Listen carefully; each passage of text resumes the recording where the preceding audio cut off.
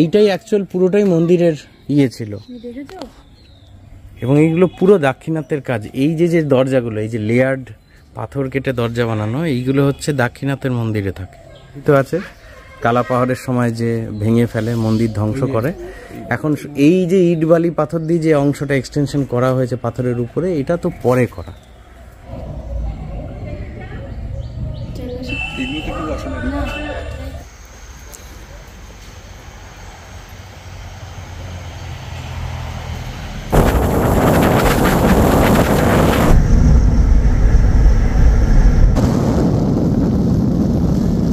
দেখো আমরা পুজো দিয়ে সবাই এখন গাড়িতে উঠছে, আমাদের সবার পুজো দেওয়া হয়ে গেছে।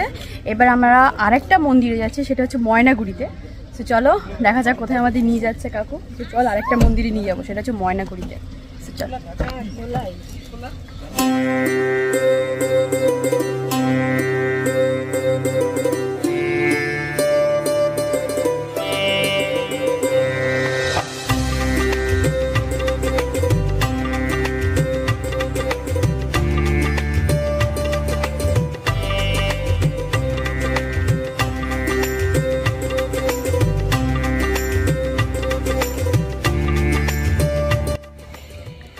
তো আমরা পৌঁছে গেছি জটিলেশ্বর শিব মন্দিরের সামনে। এখানে পার্কিং জোন, আর ওই দিকটাতে লেখা আছে ইন ডিটেইলে এই শিব মন্দির সম্পর্কে যা যা লেখা আছে সেগুলো আমরা এখন ওখানটা গিয়ে পড়বো। একদম নির্জন একটা জায়গা বন্ধুরা, এই গ্রামটা একদম নির্জন জায়গা, জলঢাকা নদীর তীরে গ্রামটা, মানে কেউ সেরকমভাবে চেনেই না গ্রামটা। আর এই গ্রামের মধ্যে এই মন্দিরটা। বন্ধুরা দেখো আমরা মায়ের শক্তিপীঠ থেকে সোজা চলে এসেছি জটিলেশ্বর বাবার মন্দিরে, মানে আমাদের মহাদেবের মন্দিরে। এটা বহু পুরনো বছরের শিব মন্দির, প্রায় ১৫০০ বছরের পুরনো। এখানে লেখা আছে প্রায় ১৫০০ বছরের পুরনো মন্দির, ৩২০ খ্রিস্টাব্দ থেকে ৬০০ খ্রিস্টাব্দের মধ্যে। এটা উত্তরবঙ্গের ডুয়ার্স অঞ্চলের তীরে দেখো মন্দিরটা এখানে লেখা আছে। জলঢাকা নদীর তীরে মন্দিরটি স্থাপিত। জটিলেশ্বর মন্দির নির্মাণ হয় গুপ্ত বংশের শাসকদের আমলে। তোমরা ভাবতে পারছো কত পুরনো, কত ১৫০০ বছরের পুরনো মন্দিরে আমরা এখন চলে এসেছি। আর এই অঞ্চলটা না পুরো গ্রাম সাইড, তোমরা দেখতে পাচ্ছ চারদিকটা পুরো গ্রাম আর গ্রাম, এবং গ্রামের দিকটা মানে জায়গাটা দারুণ, চারপাশটা খুব সুন্দর। সেই মন্দিরে আমরা এখন এসেছি। এটাকে রক্ষণাবেক্ষণ করছে, এত পুরনো এটা এখন ভাবা যায়। ওনারা নিয়ে নিয়েছে হাতে। চলো রুদ্র কাকুর সাথে আমরা এগিয়ে চলি মন্দিরের দিকে। চলো। আর তোমাদের বলে রাখি বন্ধুরা, এই মন্দিরটা কিন্তু কালা পাহাড় ধ্বংস করেছে। লোকজন বলে থাকে, লোকমুখে আমরা শুনেছি যে কালা পাহাড় ধ্বংস করেছে। কালাপাড়া তখন লক্ষাধিক মন্দির। কালাপাহাড় কিন্তু হিন্দু ব্রাহ্মণ ছিল জন্মসূত্রে। অপরাধ নবাব কি নামটা জানি, তার মেয়ের খুব পছন্দ হয়ে গেছিল কালাপাহাড়।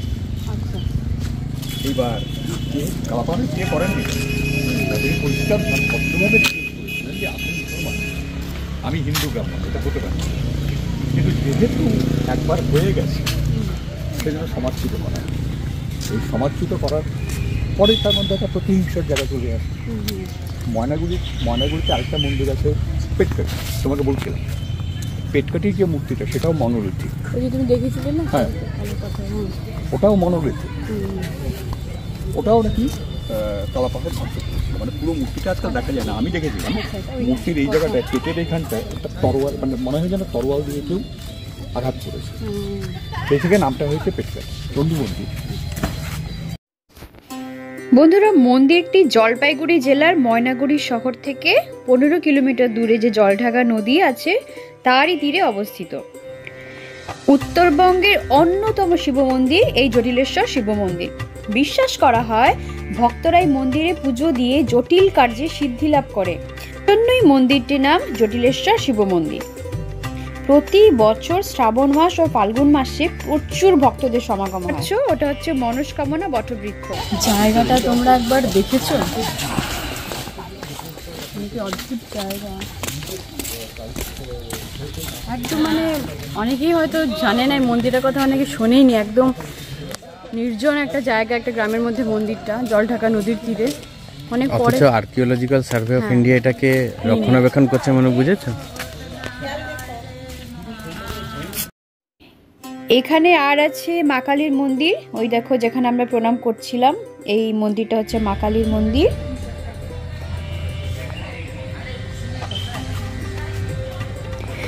বাবা যেখানে থাকবে সেখানে তো মা থাকবেই, তাই জন্যই দেখো মা কামাক্ষার মন্দির। এটা পোড়ামাটির তৈরি শ্রী শ্রী সিদ্ধেশ্বরী মন্দির, আর বহু পুরনো মন্দির বলে একদমই দেখো নিচের দিকে মন্দিরটা।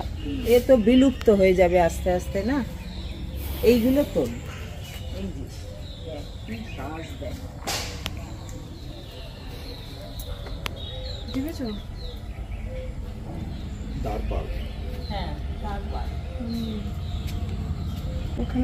দ্বারপাল যে আসল মন্দির কমপ্লেক্সে সেটা হচ্ছে ছিলই এইখানে, মানে এই পুরোটা নিয়ে হয়তো একটা মন্দির ছিল। এখন যেটা আছে এই উপরের অংশটা তো পুরো বানানো, এর সাথে এটার কোনো সম্পর্ক নেই। ওটা একটা ইট পাথরের যেমন দিয়ে তৈরি হয়, কিন্তু এই যে বেসটা রয়েছে এই পর্যন্ত এইটাই রয়েছে সেই দাক্ষিণাত্যের মন্দিরের কাজের যেমন হয় পাথরের খুশলুডাঙ্গা সেটা সব জায়গায় শিবলিঙ্গ তো উপরে থাকে, তো যা ওখানটা গিয়ে দেখে ওই জানো এদিকে যা এটা নিয়ে এদিকে আসো, আগে ঘুরে নিয়ে এদিকে। এই যে দ্বারপাল দুইজন, তার মানে এইটাই মন্দির ছিল পুরোটা, এখন শুধু ওই অংশটাই রয়েছে।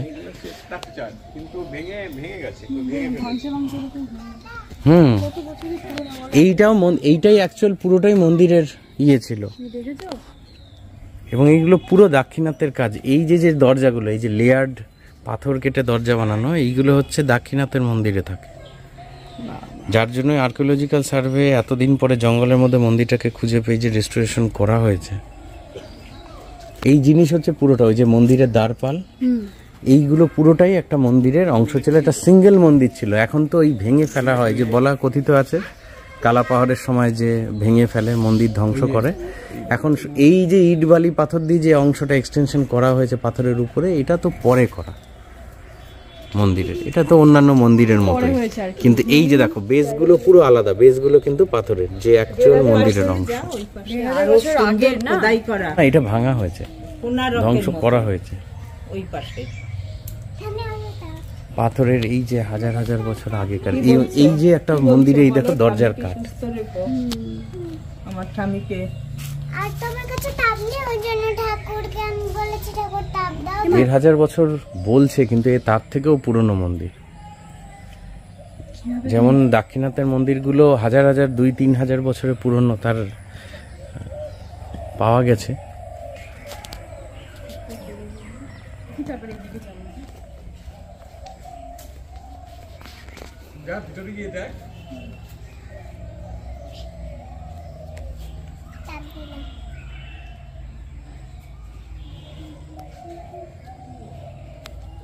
নিচে দেখো শিবলিঙ্গটা নিচে কেন শিবলিঙ্গটা?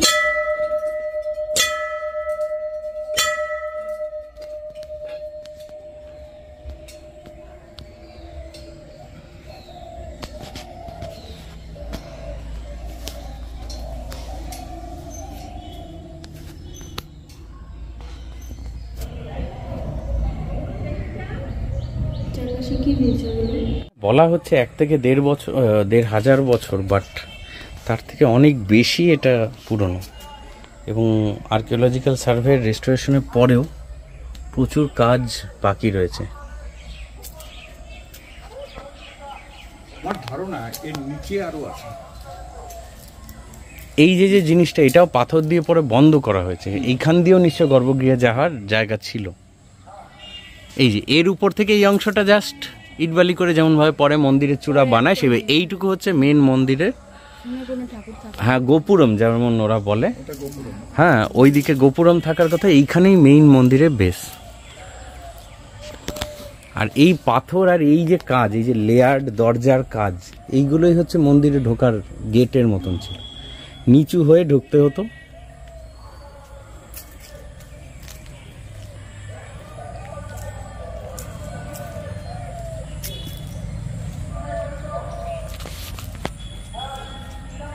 এইটাই গর্ভগৃহের মেইন মন্দির ছিল, যেগুলো পাথর দিয়ে পরে বন্ধ করা হয়েছে। ওখানে দরজার এই অংশটা নেই, এখানে দরজার অংশের কাজগুলো কিন্তু রয়ে গেছে। অথচ ওই দিকের অংশগুলো যেন এই এই যে এর দরজার ইয়েও রয়েছে, মানে যেটা হওয়া দরকার একটা মন্দিরের দরজার যেমন তোরণ হয় না, কিন্তু ওই দিকের ওইটা কিন্তু ভাঙা, মানে ভাঙা হয়েছে, সেটাকে ধ্বংস করা হয়েছে। এখানে দেখো এখনো সেই ডিজাইনের অংশ রয়ে গেছে। এই যে এইগুলো পুরো শাবল দিয়ে বা কিছু দিয়ে যেমন প্লেন করে দেওয়া হয়, ওই দিকের অংশটা ভাঙা, এই দিকের অংশটা রয়ে গেছে।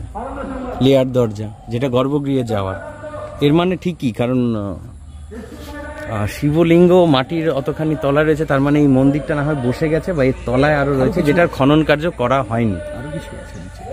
এই অংশটাতে এইটুকুই করে দেওয়া, বন্ধ করে দেওয়া হয়েছে। কিন্তু এই পাথরও এইখানে ধারে কাছে, এই পাথর তুমি এখানে পাবে না।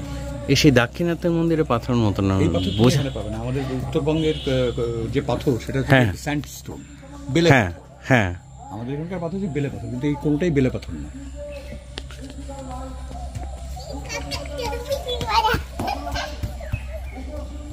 খুব মজা পেয়েছে। এইখানে পুরো দরজাটা রয়েছে। হ্যাঁ, এইখানে পুরো দরজাটা রয়েছে। এর আগেরটা অর্ধেক ভাঙা, এই সানশেডটা মতন যেটা থাকে দরজার উপরে তোরণের ওই অংশটা নেই, এবং ওই দিকেরটাতে তো পুরো অংশটাই নেই, শুধু এইটুকু রয়েছে। এইটুকুর পর থেকে নেই, তার মানে কেউ ভেঙেছে সেটাকে। এত বড় পাথর ভাঙাও তো মুখের কথা নয়, যে যে কেউ যখন তখন আজকে নিয়ে যাব না, সেটা দেখে আরো দুঃখ লাগে। মূর্তিগুলো ঘষে ভেঙে ফেলা হয়েছে, ঠিক আছে? কে দেখো, তার কারণ হচ্ছে এরকম সেই পাথরের মন্দির ছিল, এটাও তো দাঁড়িয়ে আছে, ওটা টোটালি স্ম্যাশ। এবং শুধু তাই নয়, এগুলো একটা আর্কিওলজিক্যাল ভ্যালু আছে তো। জটেশ্বর জায়গাটার নাম, এটা জটিলেশ্বর, ওটা হচ্ছে জটেশ্বর। হ্যাঁ, ইচ্ছা করলে লিঙ্গ তুলে নিয়ে যেতে পারিস পাথর। কি সুন্দর মন্দির, ভালো মন্দির বাড়িছে। আমি এর পাশে একটা বাড়ি করে তোরা বড় থাকবো। হয়ে আর এটা কিছুই পাবি না রে বাবা, পারবো। তোরা বড় হয়ে আর এটা কিছুই পাবি না। আমি 10 বছর আগে যা দেখে গেছি। পারবে মা, ঠিক আছে, তুমি পারবে, তুমি বড় হও, বড় মানুষ হও, একদিন সত্যি কিছু করো। দেখো আমরা মন্দিরের পেছনে যে পুকুরটা আছে, সেই পুকুরের সামনে এসে দাঁড়ালাম। এই যে মন্দির এখানে সামনে, এই যে মন্দির, আর এই আমাদের পুকুর। এই পুকুরের জল দিয়েই পুজোর কাজ হয়। বাবা ভোলানাথ কাউকেই কোনোদিন এই মন্দির থেকে খালি হাতে ফেরান না। তার জন্য কিসের ওই যে শিবলিঙ্গটা তৈরি, না ওটা ফ্ল্যাটটা আছে। চলো বন্ধুরা, আমাদের মন্দির দর্শন হয়ে গেছে, এবার আমরা মন্দির থেকে বেরোচ্ছি। অনেকগুলো ব্রিটিশ আমলের পরিত্যক্ত বাড়ি পাওয়া যায়, যেটা আমি ইয়ার্কি মেরে বলি ভূতের বাড়ি। এরকম গাছ লাগিয়েছে। হ্যাঁ, একদম বুলভার টাইপ।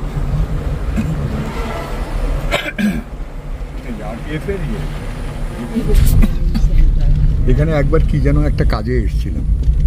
আচ্ছা, এদিক দিয়ে সোজা গেলে পরে অনেকগুলো সেই ব্রিটিশ আমলের বাংলো আছে।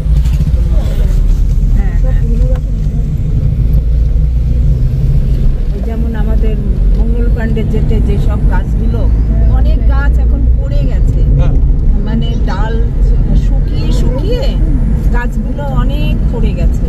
নেই, মঙ্গল পাণ্ডেতেও প্রচুর ছিল, দেখা যায়। এবার আমরা চলে এসেছি গরুমারা অভয়ারণ্যের যে রোডটা, মানে যেখান থেকে হাতি পাস হয়, এদিক বাদিক থেকে ডান দিক আর ডান দিক থেকে বাদিকে হাতিরা যায়। ঠিক সন্ধেবেলা এখান থেকে কাউকে যেতে মানা করে।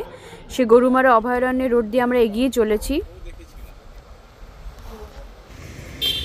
আমরা এখান থেকে যেতে যেতে একটা জায়গায় রুদ্র কাকু আমাদের নামালেন, বললেন যে এখানটা তোরা নাম দেখ, এখানটা অনেকে পুজো করে এসে, আর এই জঙ্গলটার ভিতরে তো হাতি আছে অনেক, শোনা যায় হাতিরাও নাকি এখানে এসে পুজো করে। তাই জন্য দেখো একটা হাতির মূর্তি রাখা আছে ডান দিক আর বাদিকে, আর মাথায় একটা লাল ফুল দেওয়া আছে, মানে হাতিরাও এখানে এসে মহাদেবকে পুজো করে, এটা কথিত আছে।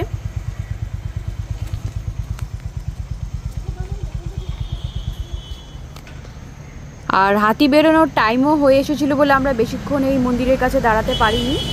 দেখো এখানে প্রচুর পুজো দিয়েছে মানুষ, কিন্তু আমরা বেশিক্ষণ থাকতে পারিনি, হাতি আসার টাইম হয়ে গিয়েছিল। এই জঙ্গলটার মধ্যেই হাতি আছে, যেখান থেকে হাতিরা বেরিয়ে আসে আর এখানটা পুজো দেয়, কথিত আছে।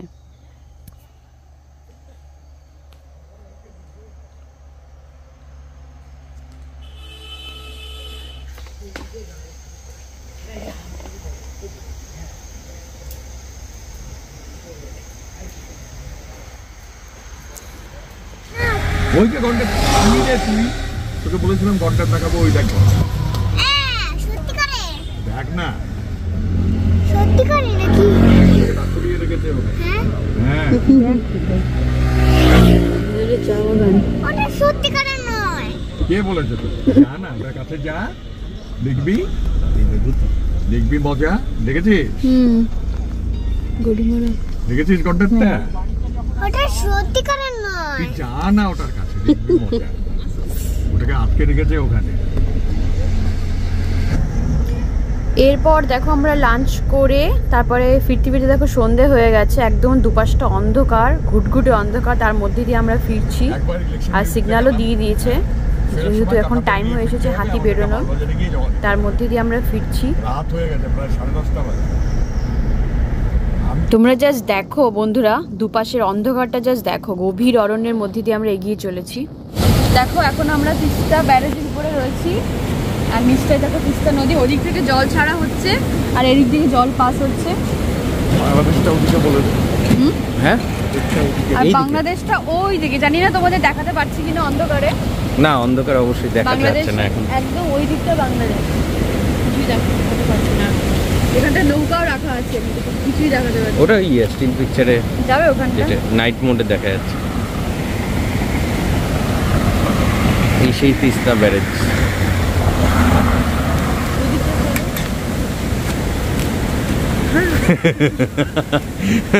আমাদের ক্যাপ্টেন স্যার হঠাৎ করে গাইড কাম ক্যাপ্টেন। কেমন লাগছে এই যে জল ছাড়া? এই গেটটা খোলা, এই গেটটা খোলা বলে আমরা এইখানে এসে দেখতে পাচ্ছি কিছুটা। ফ্ল্যাশ লাইটের আলোয় এর বেশি দেখা যাবে না।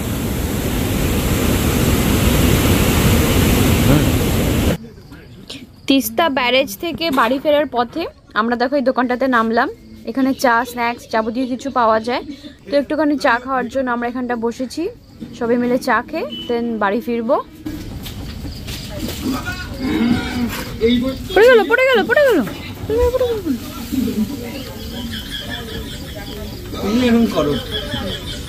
আগে করতাম, এখন এক্সপিরিয়েন্স হয়ে গেছে।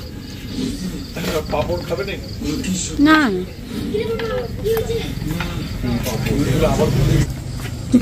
এই পাপড় খা। তো বন্ধুরা দেখো, মন্দির ঘুরে আমরা সবাই বাড়িতে চলে এসেছি। বাড়িতে আসতে অনেকটা লেট হয়ে গিয়েছিল। আমরা দুপুরে বাইরেই লাঞ্চ করলাম, দেন মন্দির ঘুরে একটু চা টা খেলাম, তোমরা দেখতেই পেলে। তারপরে বাড়ি চলে এসেছি। দেখো এটা হচ্ছে রুদ্র স্যারের লাইব্রেরির মতন বলতে পারো। চারপাশে দেখো কত বই, শয়ে শয়ে বই, এগুলো সব রুদ্র স্যার পড়েছেন। এনিওয়েজ কালকে সকালে বলতে গেলে ভোর 5:30 আমাদের ট্রেন, এখান থেকে আমরা বাড়ি ফিরবো। বন্ধুরা ব্লগটা আমি এখানে এন্ড করছি, আশা করি তোমাদের খুব ভালো লেগেছে ব্লগটা। দেখা হবে তোমাদের সাথে আবার বাড়িতে গিয়ে, আবার নেক্সট ব্লগে নেক্সট ভিডিওতে। তোমরা খুব ভালো থেকো, সবাইকে খুব ভালো রেখো। চলো ব্লগটা আমি এখানে এন্ড করছি, সবাই খুব ভালো থেকো, tata bye bye, good night.